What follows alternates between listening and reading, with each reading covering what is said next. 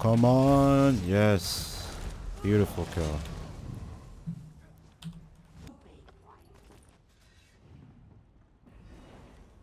Yo, what is going on, guys? It is finally here. The Orochi. This is my 2H stamina Nightblade build for the Elder Scrolls Online, and this thing is a ton of fun to play. It fully utilizes ESO's intricate combat system. It's very fluid combos. There's very little wasted time in between attacks. I'm gonna go over all of that in this video, but really quick, I wanted to say as well that I know that with the current climate of this patch and stamina builds right now, I know that at first glance it just seems like a dizzy swing build, but I hope that over the course of this video I can enlighten you guys to this build that I've been working on for quite a little while now. So if you guys don't mind, please let me know what you think in the comment section. Let me know what you think of the build. If you guys do want to show me some support, I'd really appreciate it if you hit that like button. And if you're new here and you want to see more unique ESO builds like this, I have 3 more that are up right now, but more that I'm definitely working on. I will leave a link for the playlist in the description. But without further ado, let's jump into this build.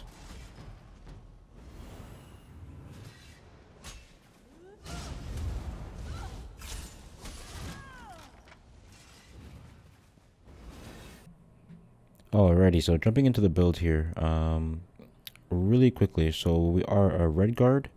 I'm using the Tower Mundus, and then I'm using the Trip Trifle Pocket.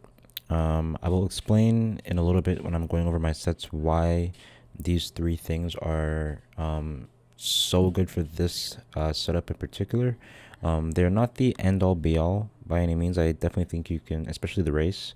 I definitely think you can probably pull off like a different race or a different food or Mundus if you wanted to. But once I go over these sets, I will explain why all 3 of these things are so vital. But jumping into the stats really quick, we got 64 points into stamina. On the front bar here, we have just under 12k magicka, which is very nice because obviously on a Nightblade you want to be able to use your cloak as much as you can. So having that amount of magicka, and then once we go on to the back bar, we have about just over 1k magicka regen as well. So and this is where my cloak is. So having this amount of magicka and magicka regen is very nice on a Nightblade.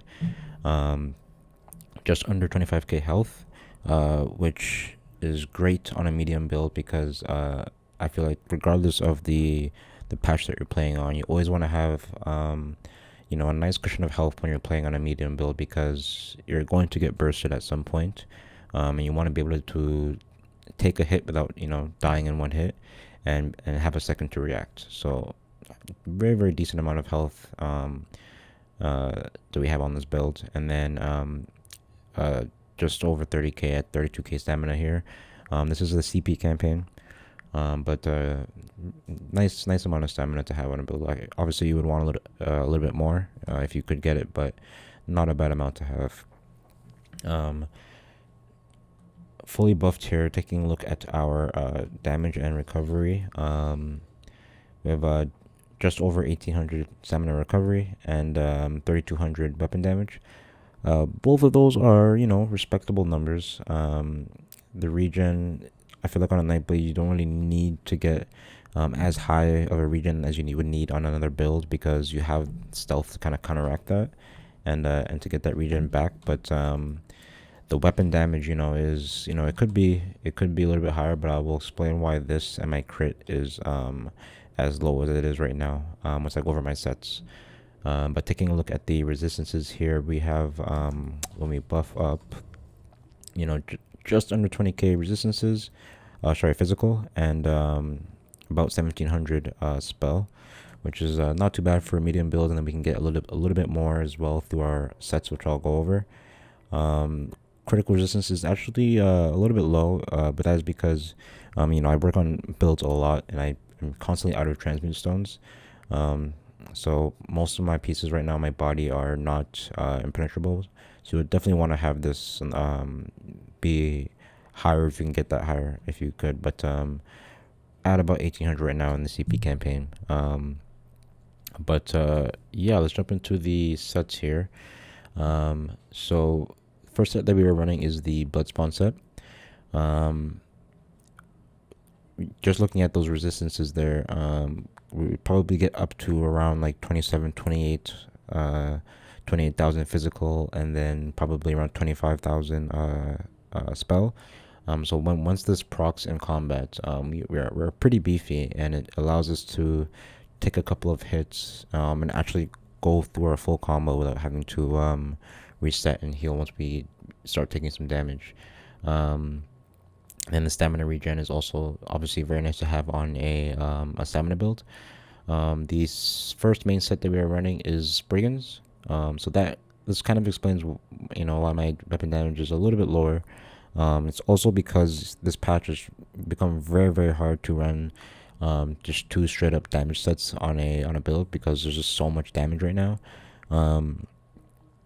So that's kind of the compromise that you make. But we get Spriggans has always been a strong set, and especially on Nightblade and on this setup in particular, where it's just all physical damage, right? Direct damage, physical attack. So having penetration for that is a very, very nice stat to have. And then taking a look at the second set here. Oh, sorry, and really quickly, the only piece that I have a try enchantment on is the helmet, and then everything else is stamina. I'm really trying to get as much stamina as I can, and that is because of the second set that we're running, which is the Curse Eater. Now, this set, the stats that the set gives you are not very good for a general stamina build. They're obviously going to be very, very good for a Nightblade. But when your second set has this many stats that are not favoring stamina and stamina regen, it gets really hard, and you need to get those stats from somewhere. So that's why I'm running these things. Red Guard, you get tons of stamina and regen through it. Adrenaline Rusher, every time you hit somebody every 5 seconds, you gain about 1,000 stamina, which is very nice to have. Conditioning to get that even more stamina. And then Martial Training, which kind of is almost like a active regen almost, but it's just reducing the cost of our weapon abilities because we don't have as much max stamina and regen. And then the same thing with my Mundus and my food. That's why I've gone for the tower to get more stamina. And then because you've seen on all my sets, I don't really have any regen at all. That's why I've gone for the Trip Rifle Pocket here. But we have it on the ring pieces and our back bar 2H. Robust on all the pieces, and then all weapon damage. And then on the front bar, we are running the Afflicted Maul. Now, you're probably wondering, especially with the build using Wrecking Blow, why you could consider using the Black Rose 2H, which I did consider, but the only problem is that my only Black Rose 2H that I have is a sword, and having a maul is crazy because I get an extra 20% penetration on top of Spriggans, and then having sharpened as well. So it's just so much penetration that I kind of didn't want to give up the maul. I might try out Black Rose. It might be good, especially with the 2H ultimate hitting AoE now. But generally speaking, I feel like the maul will probably give you more damage overall. And the 2-piece is really nice as well because you get a little bit of extra weapon damage. But yeah, taking a look at the abilities here. So the best way that I can explain the build is so for all the reasons that myself and I feel like a lot of you guys as well enjoy this game, combat wise at least, it's because of the ability to animation cancel, the freeness you have to use different abilities from different skill lines and try out different combinations and stuff. The fact there's no cooldowns in the game, so you can change certain abilities together and try out really cool stuff. But the main thing that this build takes advantage of, besides all of those things, is animation canceling. This Nightblades forever have had the most smoothest abilities to cancel, and the animations, I feel like they just feel so good and so fluid to do. And then the same thing with 2H. Both of those things, the Nightblade and 2H, have very, very, very nice animation cancels. And I'm gonna show a couple of clips here in a second of some fights slowed down. But considering that I'm using a 2H, which is the slowest melee weapon, it's crazy how many attacks we're able to get in on people in such a short amount of time because of the things that we're able to cancel and chain through our combo. Like it's just crazy. Taking a look at the first part of our combo, or the abilities here. So I'm not, like I kind of mentioned in the beginning of the video, I'm not using Dizzy Swing. I'm using Wrecking Blow. And the reason why I'm using Wrecking Blow is for the fact that I can chain and power using Ambush and Wrecking Blow throughout my combo. As you guys are gonna see in a couple of these clips here, it's actually crazy because light attack ends up being most of my damage in most fights if I actually go through the combo properly, because every light attack that I'm hitting is empowered. So it's such a nice set of abilities to have. We are running the Fighter's Guild Fear on there. It's very nice because it's stamina costing fear instead of Magicka. And then also the stats that it gives you, honestly, getting the stamina recovery and minor endurance. It's very nice because we can just plop that down and then have a little bit more confidence and more defense to, like I said, go through our whole combo without having to retreat once we take too much damage. We have Execution on there, obviously, and then Surprise Attack. But all of these are, like, as you guys have seen in like the video, and I'm going to show you guys in the fight later on, or the fights, excuse me, you can chain these combos so nicely together, and animation cancel them so crazy. Like it's just, sometimes when I'm playing the build, it's just, like I watch the clips back and I just like it's crazy, honestly. But yeah, I'll get into more about the animation canceling and stuff like that once I get into the fights. But we're using Onslaught to get even more physical and spell penetration. And just to give you guys an idea, if you guys are able to find a tank in a fight and actually onslaught him, you can get some pretty stupid numbers like this right here. So my base physical penetration when I'm like fully buffed and not fighting is about 13k, I believe, and then plus that 20% of the mace.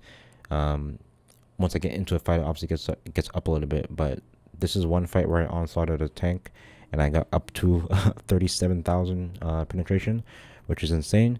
And then there's another one where I hit a even tankier guy and I'm getting up to about 42,000.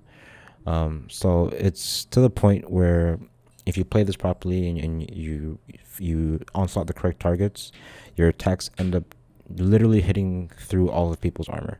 And that's why I'm able to hit such high hits. Like you see, I hit a 12k Wrecking Blow in this fight, and it's because I'm hitting through all of their armor. It's just crazy. But taking a look at the abilities on the back bar, we have Vigor on there, obviously. So I'm actually using Race Against Time for my form of expedition on this build. And there's a couple of other things as well. So it's a very, very nice skill to have. This is our snare removal, our source of expedition, and then it also gives us a little bit of critical damage as well, which is obviously quite nice to have on a Nightblade because you have inherent sources of getting crit. And then with that as well, because we don't need the snare removal from the other morph of invasion, excuse me, we're able to run elude, and we don't need to have this up 100% of the time. Most of the times in combat, you're going to get hit by some form of AoE, and then this is up a generous amount of the time. So it's very, very nice to have this this morph ability on there. Running Cloak, and then Rally as our last ability. And then Rally is obviously going to proc our Curse Eater Purge as well. And then the back ultimate here is actually Bolstering Darkness. I really like this ability because it gives us sources of major protection, obviously, and it lasts while we leave the circle, and it's a pretty nice sized circle. You know, especially when you're fighting in the sewers here, like this is a very nice area to fight around in, and then, you know, leaving it, you'll still have that major protection. And then the other thing as well is that I feel like this build can also work in like a duo situation as well, because this could give stealth to your duo partner or your group mates. And then I've even thought about slotting this ability to be able to purge my friends as well with Curse Eater. So there's a lot of things that you can do with this build and Nightblade, but yeah, that's the build. I'm gonna show you guys the champion points really quick, and then we're gonna jump into some of these fights. But we got 40 points into Break Free, 100 into Mooncalf, because like I said, me trying to get all the stamina and stamina recovery that we can. 75 into Arcanist, just to compound that Curse Eater to get even more. And then 55 into Tumbling, pretty standard. Looking at the Atronach here, all of our damage is direct damage, so try to put as much into Master at Arms as we could, about 23%. And then, like I said, we're training empowers throughout our through our combo. So you definitely want to have a lot of points into Physical Weapon Expert here as well.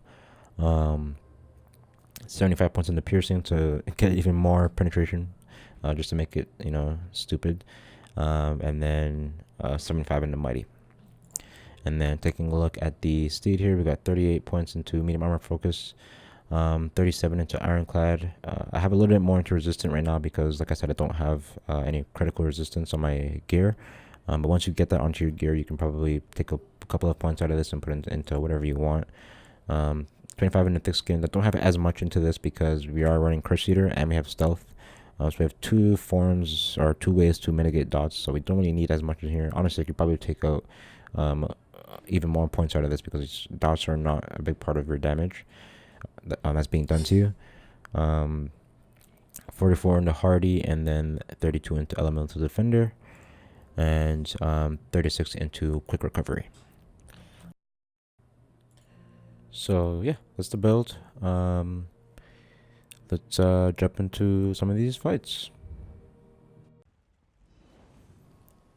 Alrighty, jumping into the first fight here. We are on 80 sewer side, and I've been following this player for a little while, but as I get to this area, I see this group behind him, so I just decide to go for them instead. And as you see me drop this fear, I take out another player, so I see there's a couple of people here, and we are landing a bunch of strikes on this guy. And even though we do get stunned by the draining shot, we are able to just cancel those attacks so quickly, and we take him out. And we're on the second player here, who does get a barrier ultimate from his team, but with that onslaught penetration, we're able to take out the shield pretty quickly and finish off the second player as well. And we just hop right back into stealth and reset. The other cool thing about this build is right there, you see we can pre-charge that Wrecking Blow and take people out and almost start half of your combo from stealth, which is a really, really nice thing about this build. But you see me kind of tearing into this tank here. This guy had about 30k health, but by just canceling those abilities and constantly laying into him, and with that onslaught penetration as well, we're able to take out that tank just as quickly as we're able to take out another player, which is crazy. But a really, really nice fight there to show the fluidity of the build and the combos and how you're able to cancel stuff.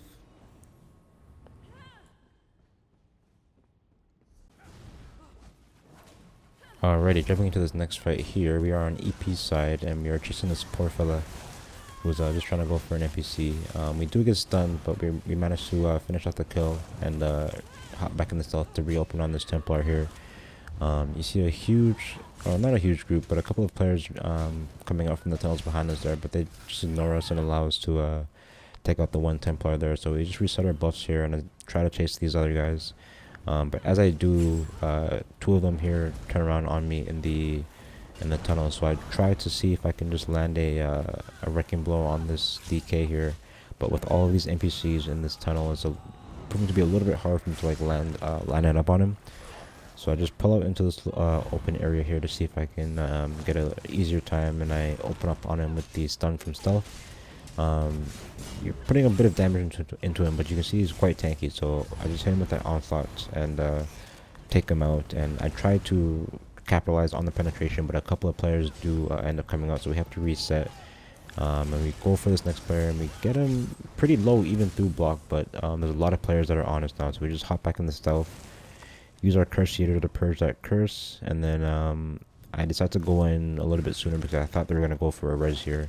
So I just jump back in on these players, but right as I go for that first wrecking blow, I can see those guys to my right, so I just hop back in the stealth, and I send half of those players down that tunnel looking for me with that direction change, and we open up on another player, take him out very, very nicely there with that combo, and then we just turn around and purge ourselves again once we're in stealth. But you can see the fluidity of this the build, and stealth is allowing us to reset these fights and purge ourselves off here.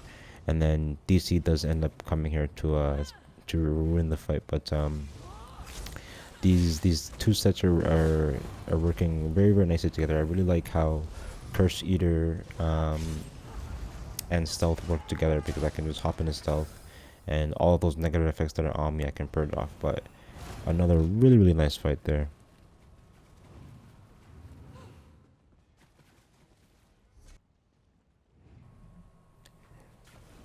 And for the next fight here, we are on AD side as well. We find another group here to try to terrorize, and you see us just demolish that first player. And I'm trying to put my pressure into the second player here to take him out. We're sticking on him pretty hard. I do get stunned, but we break it, and we do manage to take out, finish off the kill there, but I'm taking quite a bit of pressure now. So I'm just trying to do a retreat here and try to make some distance, but they're sticking on me pretty hard. But I do manage to hit a stealth and throw them off a little bit, so I get a little bit of breathing room, and I'm just waiting for my resources to come back up here and my potion to come off cooldown. But I do see that they leave one of the players back here by himself, so I'm going to try to open up on him from stealth here. We do get the stun off of him on him there, and we just finish him off with a beautiful combo. And then I head over to these guys who are still looking for me here.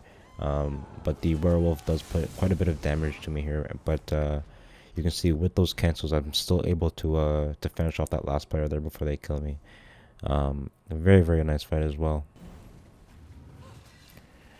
Alrighty, and last but not least, we have an EP fight to finish it off. So I see this one player in the corner, and then I do open up on her, but it's going to end up kind of drawing out her friends.